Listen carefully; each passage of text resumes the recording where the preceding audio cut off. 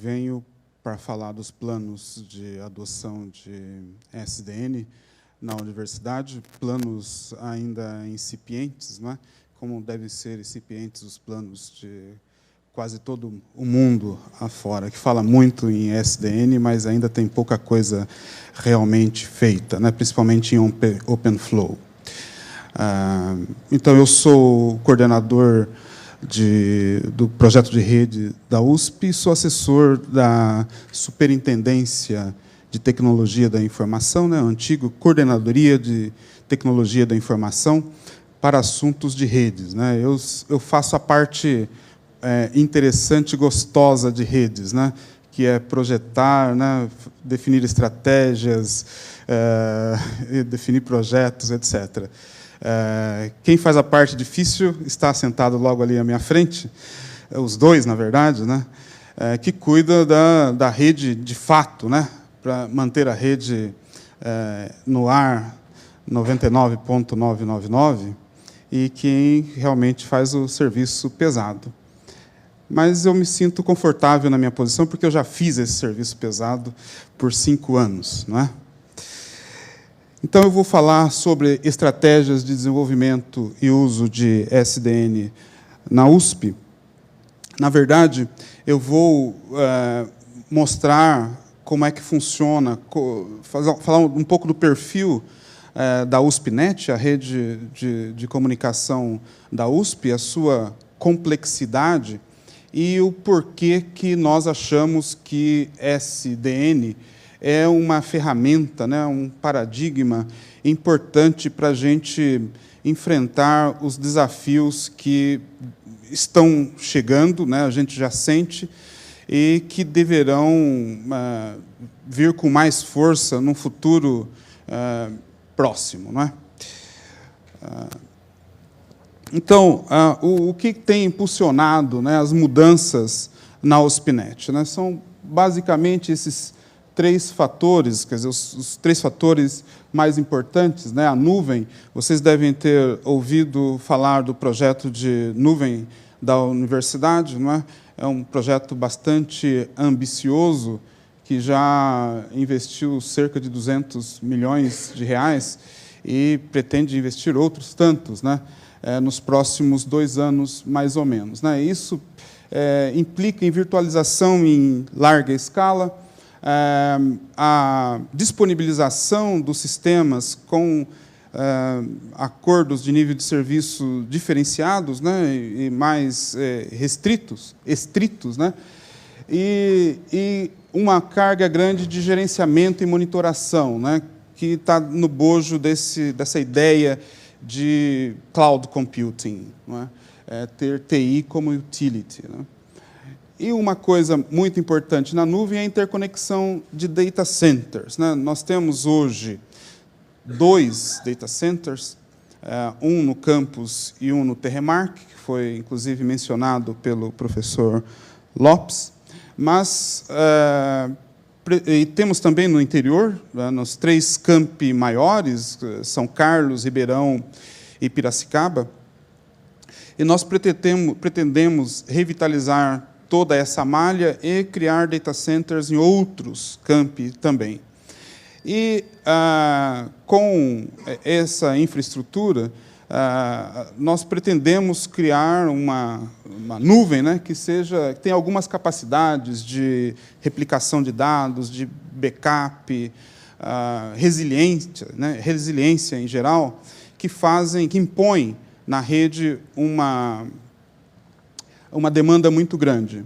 Então, a interconexão de data centers é algo que foge do nosso modelo evolutivo, né, de crescimento da rede e causa uma revolução, não é? Quer dizer, nós temos hoje links da ordem de 200, 400 megabits por segundo para o interior. Esses links suprem a necessidade que a gente tem atual. Nós temos a previsão de crescimento, quer dizer, há 1 ano atrás, a gente tinha previsão de crescimento de até 1 giga nos próximos 1 ano e meio ou 2 anos, mas com a interconexão de data centers, a gente precisa de 10 giga, não é? Então, é uma disrupção na infraestrutura e não existe modelos de negócio, quer dizer, nós não conseguimos pagar, né, esse tipo de demanda de capacidade de banda, né? Então, nós temos que procurar opções. Fatores de escala também, não é? Sensores, o que a gente conhece por Internet of Things, né, que influencia também o número de objetos, né, de entidades conectadas à rede, gerando tráfego e tráfego diferenciado, né? Por exemplo, a malha de câmeras dos campi todos, mesmo novas aplicações, né, como o VDI, que também demanda bastante rede, redes sociais, todo mundo postando vídeos, né, e passando vídeo para cima e para baixo, é um fator de escala que tem influenciado bastante as métricas, né, de projeto de rede.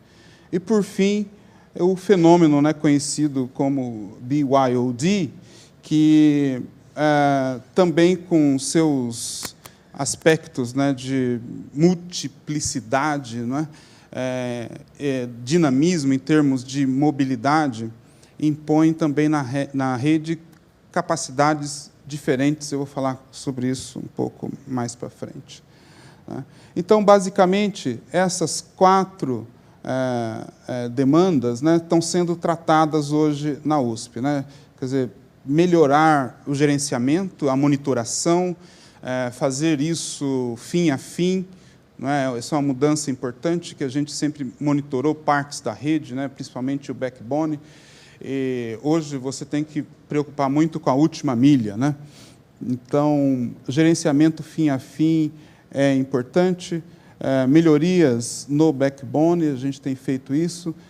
Melhoria nas redes de data centers e a modernização da última milha, tanto a última milha cabeada como a última milha sem fio. Eu ia dizer principalmente ela, mas acho que os dois têm recebido a mesma atenção. Esse é um resumo do que a gente tem. Em São Paulo, a gente tem 2 data centers, né?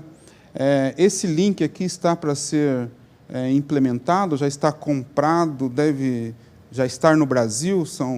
Nós compramos esses boxes todos aqui foram modificados esse ano.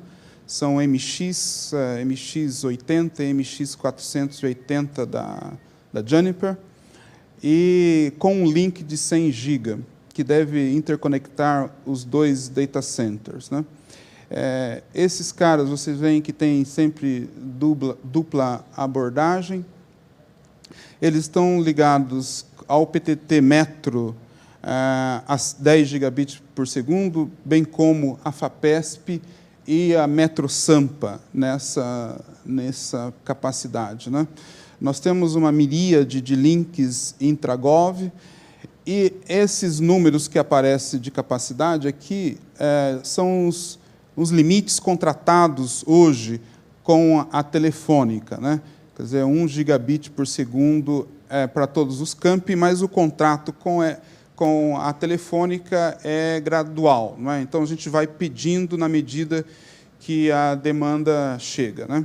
Então, por exemplo, São Carlos, o meu campus, está hoje conectado por 2 links de 400 megabits por segundo em redundantes, né? Quer dizer, tem ou um ou outro está. Então, de fato, tem 400 megabits por segundo, mesmo com Ribeirão Preto, Piracicaba, 200 megabits, Pirassununga, Bauru e Lorena, com 100 megabits por segundo. Eu acho que... Bom, isso aqui é a interconexão entre os 2 data centers, né? Um no campus e outro no Terremarx, né? Na Terremark. Então, vejam que são redundantes, né? Tem dupla abordagem completamente, né? Isso que classificaria o nosso cabeamento, né? De Tier 2 a 3. A mesma coisa, então, vai ser feita no futuro na interconexão entre o São Paulo, Piracicaba, Ribeirão Preto e São Carlos, né? A ideia é ter a mesma estrutura, sempre redundante. Eu coloquei isso aqui para vocês terem uma ideia da dimensão de troca de tráfego, né, da USP.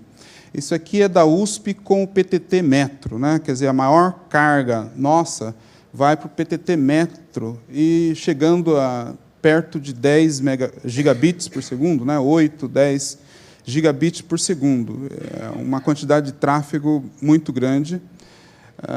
Isso foi realmente, a conexão com o PTT foi uma coisa muito interessante, porque aliviou o link com a FAPESP, com a RNP, né, para tráfego do tipo acesso a Banco do Brasil, UOL, e esses caras que estão em condomínios que estão conectados diretamente ao PTT e, portanto, não pagamos esse tráfego, né? O tráfego com a ANSP está em volta de 1,5 gigabit por segundo, então você vê que é mais ou menos um quarto do tráfego que nós geramos, e a USP como um todo, né?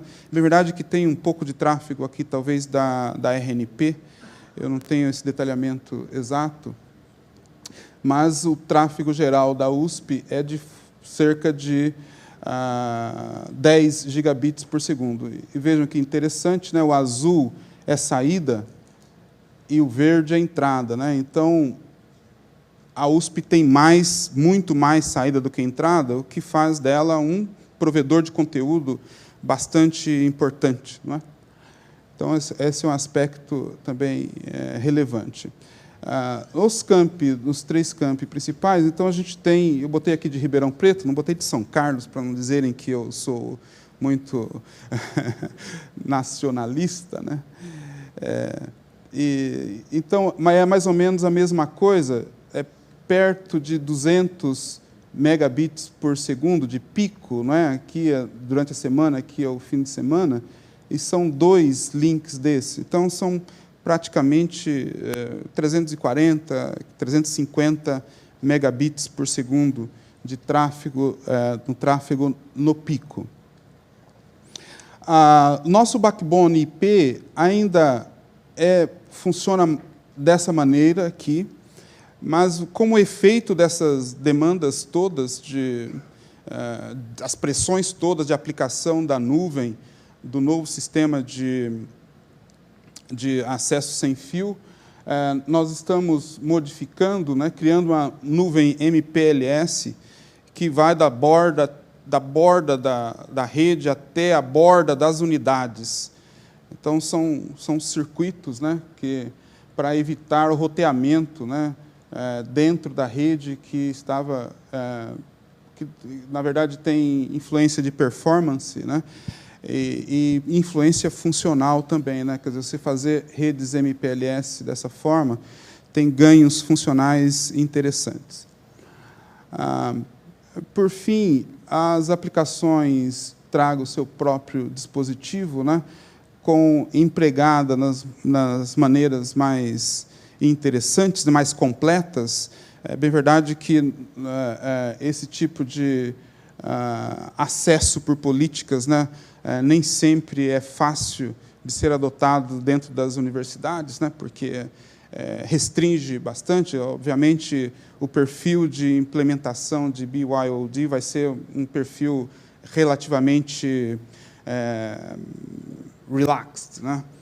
Mas ele permite coisas interessantes, como você ter um único SSID na rede como um todo e fazer o provisionamento para cada conexão de acesso, que pode chegar ao ponto de você, independentemente do ponto ou do campus que o usuário esteja, conectá-lo sempre na mesma VLAN, sua VLAN nativa, né?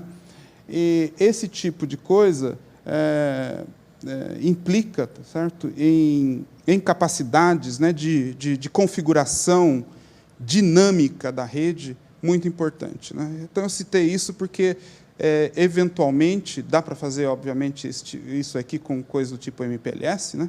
Mas, no futuro, a gente vê que é um possível nicho, né, de aplicação de OpenFlow, né, de SDN, bem como as aplicações de interconexão entre data centers, né? Então, é um motivador interessante, né?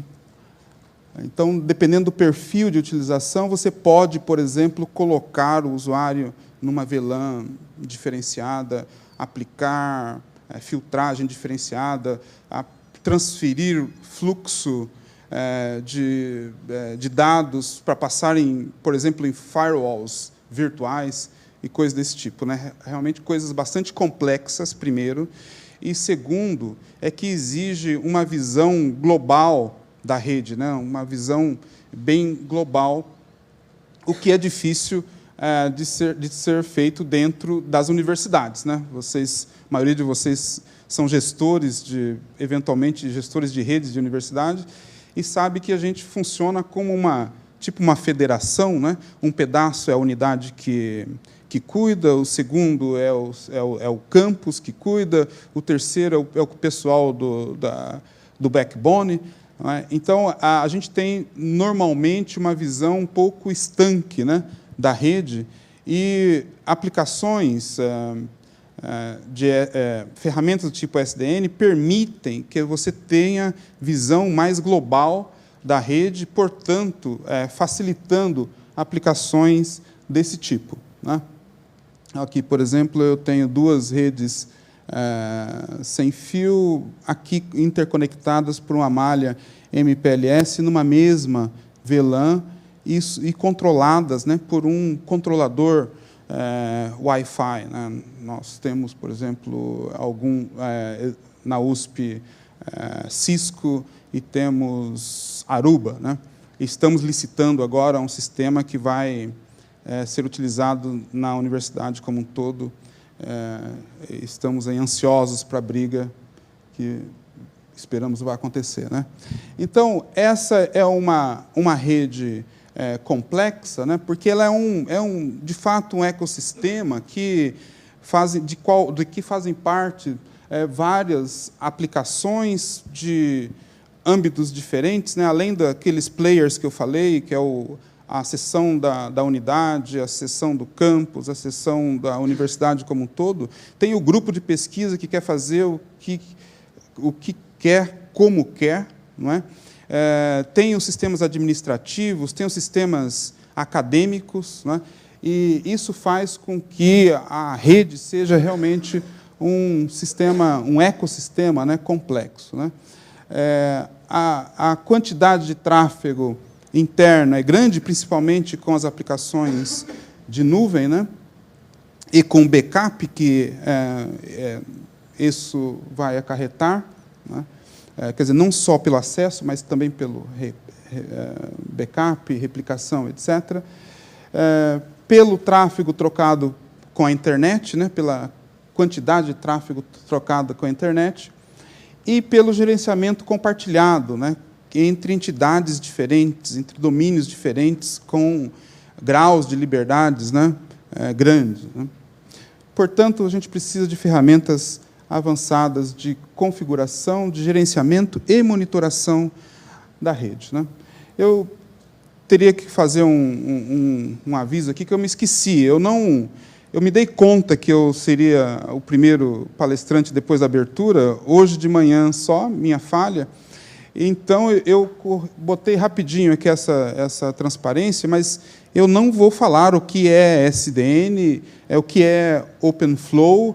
Isso vocês vão ter, quem não tem ainda informação sobre isso, à tarde com o professor César Marcondes, que deveria me anteceder, né? Aí minha tarefa seria bem mais fácil. Mas os de vocês que sabem pouco sobre SDN, vão ter essa oportunidade com o César Marcondes hoje e amanhã, não é? E depois, eventualmente. Então, só em poucas palavras, aqui não é um conceito exatamente novo. Se você falar com a Brocade, cadê a Brocade? Está ali. com a Juniper está aí? Não. Com a Cisco, né? Eles vão dizer que já tem SDN há algum tempo, né? Já fazem a programação do encaminhamento separado do controle, né? Mas essa visão global, né, que é parte importante do SDN, é muito difícil de ser feita, principalmente porque você não tem um protocolo padrão. Então, uma grande vantagem do OpenFlow é você ter essa comunicação com um protocolo padrão e, portanto, exercitar, de fato, interoperabilidade entre dispositivos, né, e ter essa visão global e poder, então, configurar um dispositivo numa ponta pertencente a uma rede, uma VLAN, que está numa outra ponta da sua rede, né? E isso aliado à possibilidade de configuração dinâmica, né? Você poder programar um surto, uma rajada momentânea, fazer o circuito e desligar o circuito rapidamente. Ou você conseguir fazer uma configuração em lote, né, de uma quantidade grande de dispositivos. Então, como o SDN pode ajudar? Na configuração em lotes, por exemplo, ela facilita a virtualização. O tráfego inter-data center é uma área que já é bastante explorada, né? Várias provas de conceito têm sido feitas exatamente nessa área, que é uma área mais tranquila, né? Coisa do tipo alta disponibilidade, né, e recovery disaster também pode ser feito com SDN, quer dizer, SDN facilita esse tipo de aplicação, né? Backups e replicação de dados, e essas coisas aqui têm a ver, no fundo, com provisionamento de rajadas, né? Também na monitoração e segurança, alguns dos demos que a gente vê por aí têm a ver com monitoração e segurança. Por exemplo, um demo interessante é a utilização de um firewall virtual, né, para você selecionar aleatoriamente ou por alguma função de contexto, né, um certo tráfego que você cria numa rede virtual e passar pelo firewall virtual por algum momento, por algum tempo, e fazer uma análise daquele tráfego, né? Um exemplo interessante disso é que nós temos licenças de firewalls virtuais da Cisco. A gente tem um número limitado de firewalls, né? Então, você não conseguiria colocar, por exemplo, em todas as unidades, departamentos, institutos da USP, né? Mas você poderia escolher tráfego de unidades específicas e passar aleatoriamente por esses.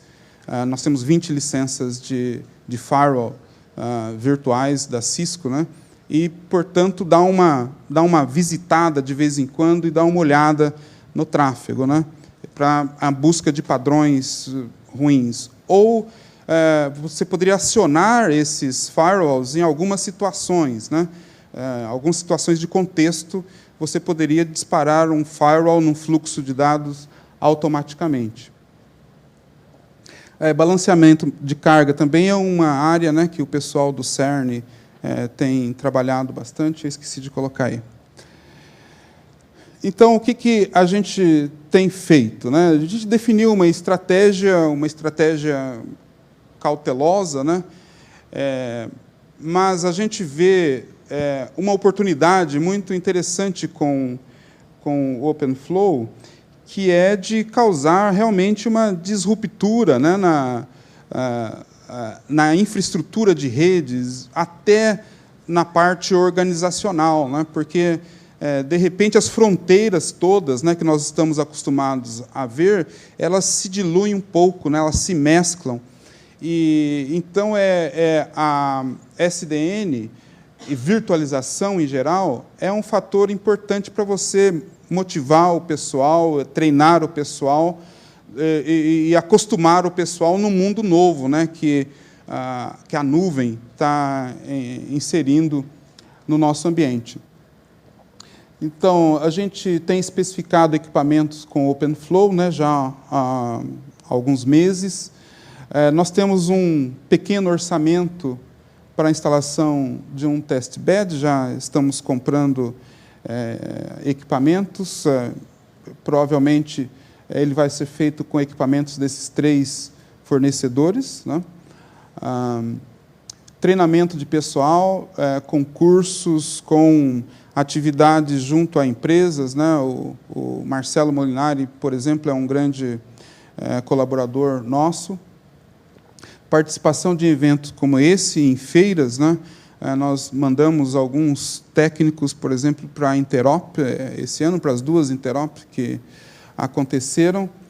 E eu participei da última Interop, aliás, e todas as empresas, né, fazendo muita propaganda de SDN, fazendo muito barulho, mas aí você fala, então vamos botar... Não, mas espera aí, né, a coisa não é assim, não é bem assim.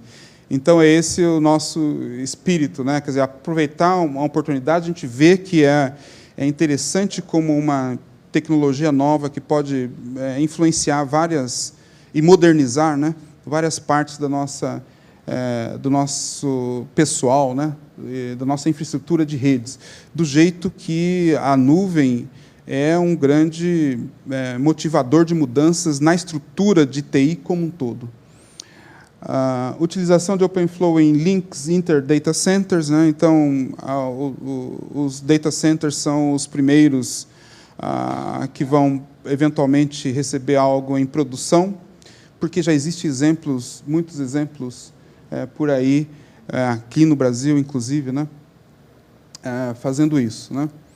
E depois, então, a utilização em outros nichos, né? Então, esse testbed é entre alguns institutos, isso aqui de Ciências Matemáticas e de Computação, de São Carlos, por acaso é o meu instituto, o Laboratório de Redes de Computadores, da Poli, USP, o Instituto de Matemática e Estatística também tem pesquisas na área de SDN, e o CCE e os CIs do interior, né? Então, como uma tecnologia nova, né, revolucionária, é muito importante para a gente, né, essa colaboração entre pesquisa e produção. A gente isso tem acontecido bastante no exterior também, né? Depois, fazer alguns experimentos tradicionais, né? Basicamente, as coisas que se faz na ESNet, que é isso que a gente tem mais contato, porque a Juniper participa desses experimentos, né? E o nosso backbone é Juniper, a gente tem contato com o Open Lab da Juniper, né? O CERN, né, que vocês devem conhecer os experimentos do CERN, e do Google, né? O Google também tem sido pioneiro, né, na aplicação em produção na sua rede interna de data centers, né, de OpenFlow para criar circuitos, né? Não sei se vocês sabem, o Google, não sei se eu botei o nome do... Não. Está numa outra versão aqui. Mas eu tinha botado o nome aqui do Urs Luzo, que é o arquiteto-chefe de redes da Google, né, que tem um vídeo muito interessante de 1 hora e pouco na internet, falando de como é que eles estão adotando, né, OpenFlow entre a sua rede de data centers, né, e aplicando com sucesso, né? Eles estão... que é Google, né? Eles criaram os seus próprios boxes, inclusive, né? Boxes super simples, switches, né? Super simples, e estão usando OpenFlow nesses switches, né? Então, por exemplo, entre flows, né? Entre data centers, flows entre máquinas virtuais, né? Em data centers diferentes ou não, mas são circuitos virtuais entre máquinas virtuais, uma coisa bastante interessante, dinâmica, né? Que pode ser feita rapidamente, criados e destruídos rapidamente, e aí OpenFlow é importante para isso, né? Como eu disse, então, produção, pesquisa, esse link é importante para a gente. A gente tem esse já histórico link, né, com o LARC, que tem dado treinamento para os nossos técnicos, né, já há bastante tempo, e que é sempre um ponto avançado de pesquisa em redes, né? As próximas 4 transparências são sobre o que o LARC está fazendo, e eu pediria para o Fernando, então, rapidamente, quanto tempo temos? Tá, uns 5 minutos, então. Tem tempo, pode falar. Obrigado, Edson. Bom dia a todos. Como o Edson falou, meu nome é Fernando. Como é que a gente vai para frente aqui, né? Falar um pouquinho dos desafios que a gente tem do ponto de pesquisa de internet do futuro, aí junto na USP, né? Então, eu faço parte do LARC, né, um laboratório de pesquisas na área de redes, vinculado à Escola Politécnica da USP, né? A gente tem ao redor de 8 professores e 70 colaboradores junto à pesquisa, né? As áreas de pesquisa lá, uma das áreas é a parte de internet do futuro, novas tecnologias, que isso é coordenado pela professora Tereza Cristina Carvalho, que infelizmente não deu para vir hoje aqui nesse evento. Essa iniciativa a gente já tem algum tempo que está desenvolvendo. Começou em 2006, junto de um projeto da FAPESP, que é o projeto Kyocera Emulab, né? Além das conexões do Kyocera, foi criado um cluster dentro da USP para fazer emulação de redes, para a gente fazer testes em cima de redes, né? Além disso, a gente tem 2 projetos de cooperação com entidades no Brasil e no exterior, né? Que é o projeto Fiber e o projeto Gini, né? Eu vou falar rapidamente desses projetos para dar uma ideia da dimensão da dificuldade que o pessoal do CCE tem em atender a gente como pesquisador, né? Então, como o Edson falou, a tarefa difícil fica a cargo do Jaime, né? Eu sou um dos caras que deixa a tarefa do Jaime difícil, né? Deixa eu começar. O primeiro projeto que eu queria falar é o projeto Fiber, né? É um projeto de internet do futuro entre Brasil e Europa, né? Então, a gente está criando uma infraestrutura compartilhada, nível Brasil. Essa infraestrutura vai ser compartilhada com infraestruturas equivalentes junto da Europa, né? Aqui no Brasil, a gente tem 9 universidades, 9 instituições interligadas. No estado de São Paulo, a Federal de São Carlos, o CPQD e a USP, né? A Federal da Paraíba, a Federal do Pará, Unifax em Salvador, a UFG em Goiás, né? No Rio de Janeiro, a UFRJ e a UF. Está faltando também a Federal de Pernambuco, que entrou recentemente, né? Todos eles interligados pela rede da RNP. Qual que é a ideia dessa infraestrutura, né? Que você possa criar uma rede virtual interligando recursos de todas essas unidades, né? Então, o Edson falou bastante da questão de virtualização, da necessidade de virtualização, né? Aqui a ideia é que, se eu quiser criar uma rede dedicada para mim, né, com nós em São Paulo, nós em Pará, nós em Salvador, eu vou estar utilizando uma interface, alocando, provisionando esses recursos de forma bastante rápida, né? Essas 9 ilhas do Brasil, elas estão interligadas, elas vão ter uma série de recursos computacionais, né? Switches com OpenFlow, para a gente estar criando essa virtualização da rede, né, do SDN. A gente vai ter nós com NetFPGA, né, que são placas onde eu posso estar programando o hardware. Então, eu posso estar colocando um switch ou um roteador com OpenFlow em cima desses hardwares, né? Eu vou ter servidores de computação, onde eu vou ter máquinas virtuais, né? E nó sem fio, né? De maneira que, se eu quiser, eu posso estar criando, a nível Brasil, uma máquina virtual num estado, né? Máquinas virtuais utilizando nós sem fios em outro canto, né? E fazer essa bagunça toda falar entre si, né? Pensa fazer isso daí de forma bastante rápida, né? Tem um outro experimento que eu vou falar que a gente demorou 1 semana só para ter conectividade para fazer ping, né? Pensa isso daí a gente está fazendo de forma rápida, né? Então, aqui vai ser essencial uma infraestrutura de virtualização, né? Sistemas de controle não só a nível de máquinas virtuais, mas principalmente da questão da rede, né? Rede cabeada, rede sem fio, né? E, além disso, vão ter alguns recursos específicos em outras entidades, né? Por exemplo, no Rio de Janeiro, o pessoal que está trabalhando com rede sem fio, eles vão ter uma espécie de um trenzinho num corredor para fazer mobilidade, para testar a mobilidade. Então, vou ter um controle para estar alocando esse trenzinho e estar controlando esse trenzinho e ver questões de mobilidade a nível de pesquisa. No nosso caso da USP, além desses recursos padrões, nós estamos interligando esse cluster de emulação do Kyocera, né, o Emulab, junto desse recurso, né? Esse cluster já existe em outras universidades, então a ideia é que a gente possa criar redes mais sofisticadas usando não só o nosso cluster, com nós nos clusters de outros estados, de outros países, inclusive. Além disso, do caso da Europa, a gente vai estar interligando com um testbed chamado Ofélia, onde você tem um testbed OpenFlow em vários países da Europa.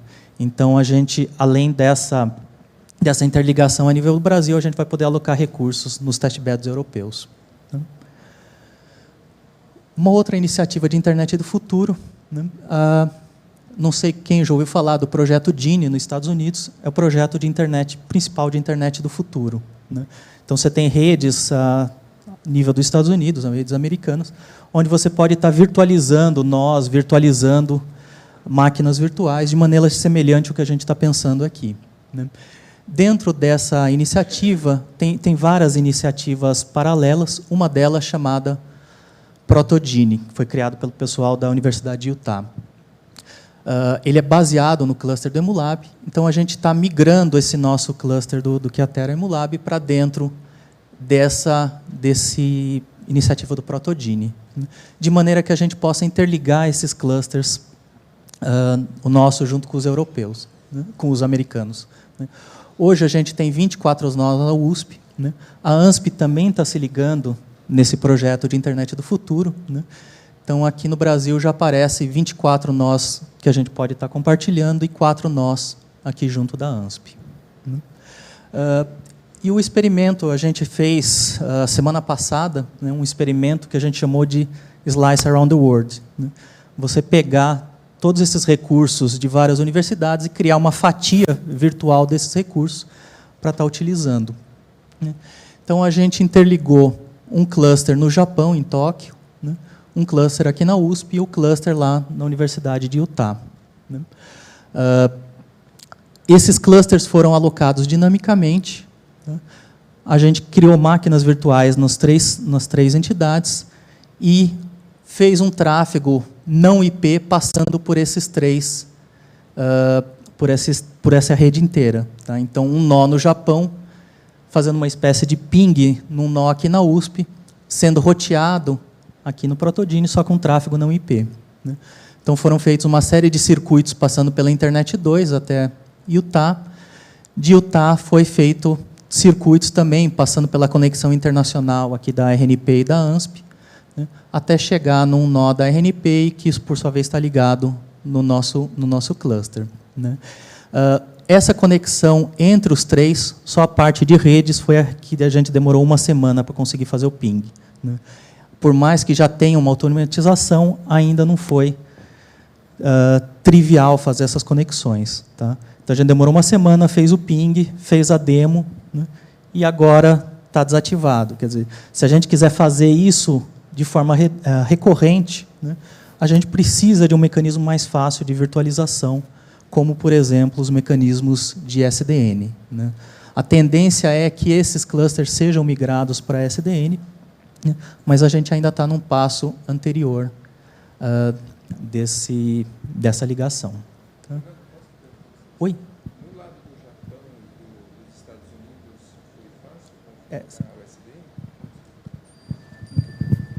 Não, só uma curiosidade, eu queria saber se do lado do Japão e dos Estados Unidos foi fácil configurar o SDN ou o problema foi só no Brasil? Ou só Na verdade, lá não tem SDN dentro desses clusters. Então, foi baseado em circuitos dinâmicos, usando, no caso da Internet 2, o serviço Ion da Internet 2.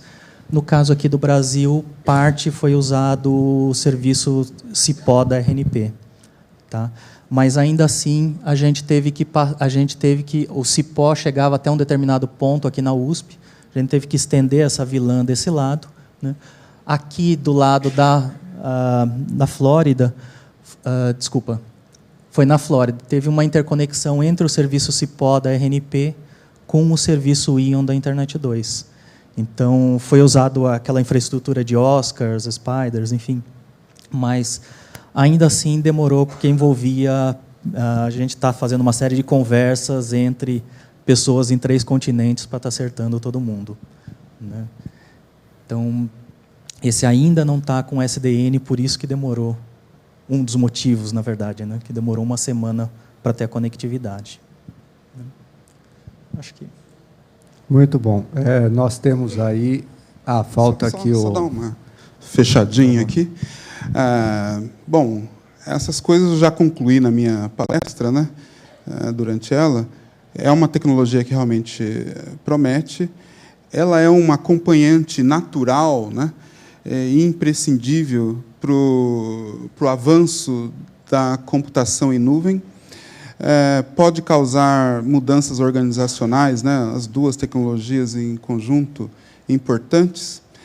E o que a gente está fazendo uma adoção cautelosa, né, investindo em treinamento, conhecendo, né, a tecnologia que ainda não está madura, né?